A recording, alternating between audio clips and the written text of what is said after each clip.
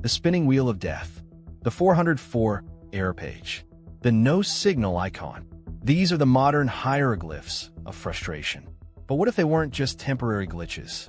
What if in a single, synchronized moment, they appeared on every screen on Earth? Your phone goes dark. Your smart TV is a dumb brick. The navigation in your car is a blank map. The constant, humming digital river that flows through every aspect of our life simply dries up. It's not a regional outage. It's not a cyber attack. It's a global, instantaneous vanishing. For 24 hours, the internet is gone. You're not disconnected. You are amputated. We live our lives wired into the planet's central nervous system. It's a network so vast, so integral that we no longer see it. We just assume it's there like the air we breathe. It's the invisible hand that moves our money, delivers our food, and connects us to the people we love. But what happens in that first, terrifying moment when that hand is severed? This isn't a story about boredom or inconvenience. This is a cinematic, minute-by-minute account of the day the world went offline, a day that would expose the terrifying fragility of our modern civilization and the raw, primal human nature that lies just beneath the digital surface. The first few minutes would be characterized by global, collective what the. People would refresh, reboot, and curse, assuming it was a local problem. But as the minutes tick by, a dawning, horrifying realization would spread. The silence would be the first true shock. The constant pings, dings, and notifications that form the soundtrack of our lives would be gone. The world would feel unnervingly quiet. Communication would shatter. Group chats would fall silent. Social media feeds would freeze in time, a digital museum of the last moments before the shutdown. Emergency services would be overwhelmed, not by a surge of calls, but by their inability to coordinate. 911 dispatchers, reliant on digital mapping and automated systems, will be forced back to paper maps and radio, a chaotic and inefficient system they haven't had to rely on for decades. The world, in that first hour, would experience a collective, planetary-scale panic attack.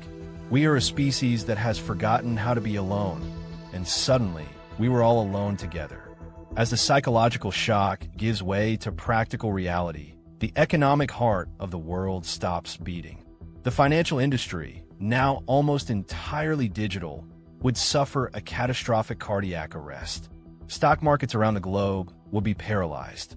Trillions of dollars in assets, existing only as digital code, would become inaccessible, worthless.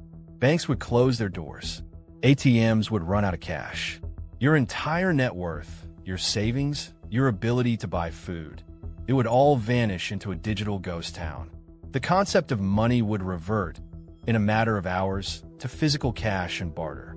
Simultaneously, the world's circulatory system, its logistics and supply chains, would clot. GPS, the invisible guide for every ship, plane, and truck, would be gone. Cargo ships would be adrift at sea.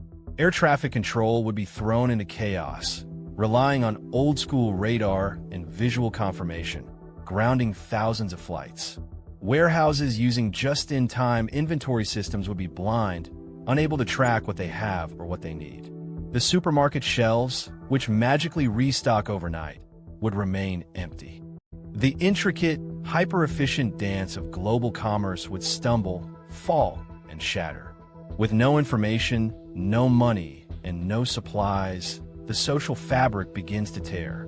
People would pour into the streets, not in protest, but in a desperate search for answers, for community, for resources. The digital town square of social media would be replaced by a very real, very anxious, and very unpredictable physical gathering. This is where misinformation becomes its own kind of plague. Without official channels to provide updates, rumors would spread like wildfire, carried by word of mouth. I heard it was a solar flare. No, it was an attack. The power grid is next.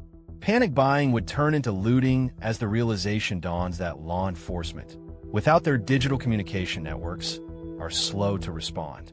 The thin blue line of civilization, already stretched, would begin to snap in places. The 24-hour shutdown would reveal a terrifying truth. Our social order is not held together by laws, but by the constant, soothing hum of a functioning system.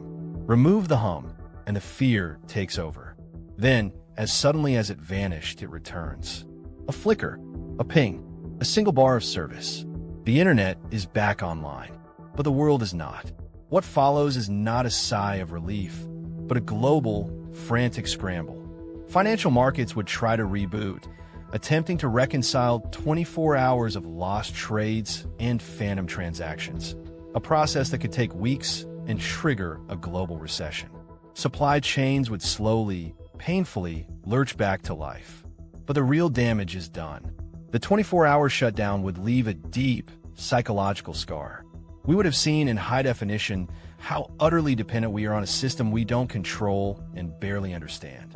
It would be the ultimate proof of our fragility. In the aftermath, a new kind of digital divide would emerge. Not between those who have access and those who don't, but between those who trust the network and those who now fear it.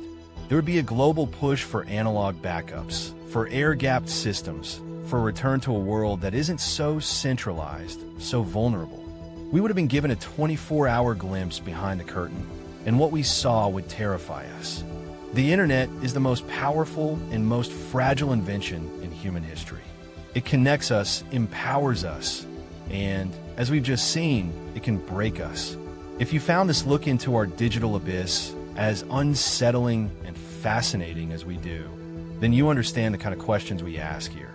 We don't just explore the world as it is. We pull back the curtain to see the terrifying machinery underneath. If you want to be part of the community that dares to ask, what if? Then you need to hit that subscribe button right now. Subscribe to What If?